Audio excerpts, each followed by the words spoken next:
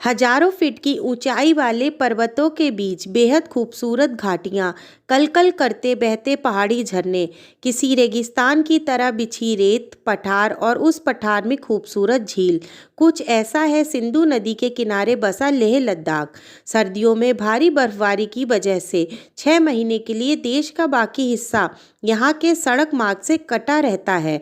लद्दाख को जोड़ने वाला 434 किलोमीटर लंबा श्रीनगर लेह हाईवे और शिमला लेह हाईवे बंद रहता है।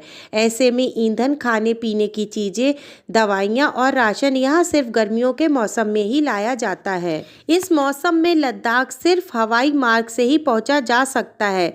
अभी यहाँ हाड़ कांप देने वाली ठंड पड़ रही है। 3 दिन पहले यहाँ का तापमान -28 डिग्री सेल्सियस तक पहुँच गया था। इस कड़ाके की सर्दी में भी लोग यहाँ सामान्य जीवन जीते हैं। यहाँ की ज़ंस्कार नदी सर्दियों में जम जाती है। देश विदेश से पर्यटक इस पर ट्रैकिंग करने के लिए लद्दाख पहुँचते हैं।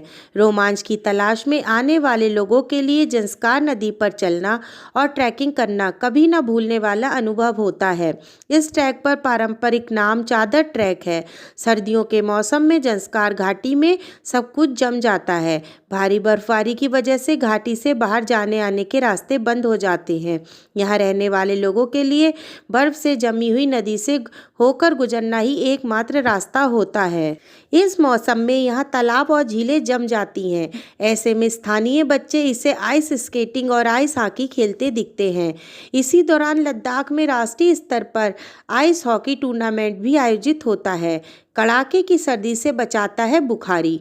ठंड के मौसम के लिए लद्दाख के सभी घरों में बुखारी का इस्तेमाल किया जाता है। ये सिलेंडर जैसा होता है जो ऊपर की तरफ पतला होता जाता है। इसके निचले हिस्से में कंडे लकड़ी डालकर आग लगाई जाती है और ऊपर का पतला हिस्सा चिमनी की तरह काम करता है।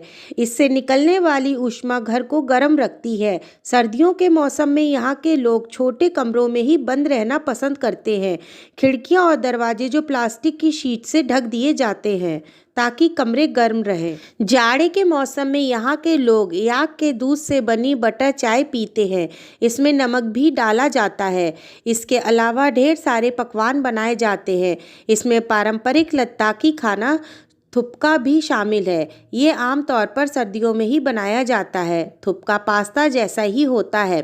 सर्दियों के मौसम में लद्दाख में कामकाज कुछ खास नहीं होता, लिहाजा मर्द और औरतें सभी घरों में ही रहते हैं और अधिकतर समय बुनाई करने में बिताते हैं।